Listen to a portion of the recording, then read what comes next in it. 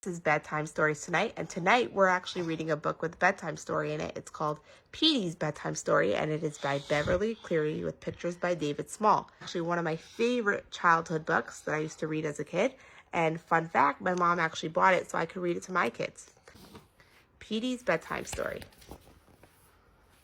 Some boys and girls don't like to go to bed, but Petey was not one of them. Petey liked to go to bed.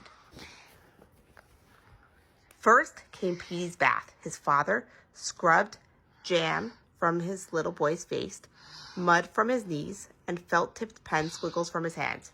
Pow! Petey slapped his hands down hard. Splashing water all over his father and the bathroom floor was fun. Silly kid, said Petey's father as he pulled him out of the tub. Petey stood first on one foot and then on the other while his father dried him and stuffed him into his pajamas. Petey ran into the living room crying, "Here I come, Mommy! Here I come!" Petey's mother caught him, gave him a big hug, and said, "You are my sweet, clean little boy." "Yes," agreed Petey, snuggling up to his mother. "Now read me a story." A story was always the next step in going to bed. So Petey's mother read a story about a baby alligator who went to sleep in nice soft mud. The story made her yawn. Now it was Petey's father's turn. Petey chose his favorite book. With a sigh, Petey's father read Petey the story about 4 baby gophers falling asleep, all warm and cozy, in their soft little nest lined with grass. He yawned too. Petey did not yawn. After he studied every single picture in the book, he slid down from his father's lap and was off and running. Catch me, he shouted. Laughing, Petey's father chased Petey around the dining room one way while his mother chased him the other. Petey laughed hardest of all until he crawled under the dining room table. "You can't catch me," he shouted. "Oh, yes, I can." Petey's father dragged him out by his feet and lifted him high above his head. Petey held out his arms. "I'm an airplane," he cried. "Make me fly." "I'll fly you right into your bed for the night," said Petey's father as he carried the airplane that used to be his little boy down the hall and dumped it on Petey's bed. "There must be an easier way to get Petey to go to bed," said Petey's mother. "If you find an easier way, let me know." Petey's father brought him a drink of water before he had time to ask. "Don't forget to check for monsters," Petey said. Petey's mother shut the closet door and looked under the bed. "No monsters hiding here," she told Petey. Petey bounced off the bed. "Good night, Mr. Bunny," he said. "Good night, Papa Bear. Good night, Piggy Bank. Good night, Officer Robot. Daddy will buy you new batteries tomorrow." "Now into bed with you," said Petey's father. "But I haven't said my prayers." Petey knelt beside his bed and began, "God bless Mommy and Daddy," while his mother and father listened patiently because interrupting prayers was bad manners. Petey blessed everyone he could think of, his nursery school teachers, his aunts, uncles, cousins, and neighbors, and their dogs and cats. When Petey had blessed everyone in his nursery school except those who threw sand, he gave up and climbed into bed. When his father turned off the overhead light, Petey said, "Good night, light bulb." "Now," said Petey, "tell me the baby story." This was always the best part of going to bed. "Oh, yes, the baby story. We can't forget the baby story." Petey's father made himself comfortable in a big chair while Petey's mother lay on the foot of the bed to listen. "Once upon a time," Petey's father began, "2 nice people were expecting a baby. They knew they had to go to the hospital when the baby was ready to arrive." His head began to nod. "Daddy, don't stop," cried Petey. "Mommy's toenails come next. Don't leave out Mommy's red toenails." Petey's father opened one eye. "Why don't you tell the story, Petey boy? You must know it by heart." "Okay," said Petey, and he began. One night, Mommy painted her toenails so they would look pretty when she met the baby. After that, she was busy knitting a little blue sweater just the right size for... Here, Petey had a new thought. "Mommy, what was I wearing when I met you?" he asked. Petey's mother lifted her head from the bedspread. "Oh, you were naked." "Mommy!" Petey was shocked. His mother should have taken better care of him. Then he understood. She hadn't finished the sweater in time. Petey continued the story, which so far was true. Suddenly, Mommy said, "Quick! Our baby wants to meet us."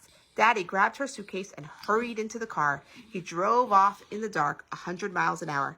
"I did no such thing," said Petey's father. "You do in my story," said Petey. "If you say so," said Petey's father as he closed his eyes. Petey decided to make the story more exciting. Soon, Mommy and Daddy heard a siren. Woo, woo. They saw red lights flashing on and off. Daddy said, "Oh no, not now," and stopped the car. A police officer got out of his police car and said, "Where do you think you're going?" Daddy said, "To the hospital to meet our new baby. I don't have time to go to jail." Mommy said, "Please, Mr. Officer, I'll see that our baby's father behaves himself. If he doesn't, he can't watch TV for a whole week." The officer said, "If you promise to make him mind, I won't arrest him this time, but he better be good or I'll arrest him if I ever catch him again." Daddy said, "Thank you, Mr. Officer. I promise to be good. Honest." Then Daddy drove very, very slowly because he didn't want to miss football on TV. Next, a big yellow fire engine came down the street going, "Ew, ew." Daddy pulled over to the curb. Mommy said, "You can't stop now." Daddy said, "I have to or I'll get arrested." Petey had strayed so far from the story he had heard so many times that he now had to stop and think. What could happen next? "Oh, I know," said Petey. Suddenly, the car stopped. Daddy forgot to buy gas. "What do we do now?" asked Mommy. "Our baby won't wait forever." Daddy jumped out of the car and ran lickety-split to the gas station. Here, Petey was puzzled and asked, "Daddy, how can you buy gas without a car to put it in?" Petey's father roused himself. "They lend you a can for the gas." "Oh," Petey was satisfied. Then Daddy ran faster than a rabbit back to the car where Mommy was saying, "Hurry, hurry." Daddy poured the gas into the tank and drove off. "Faster," cried Mommy. "Lots faster." "I don't want the officer to catch me and make me miss TV," said Daddy. But he did drive a tiny bit faster until he reached the hospital.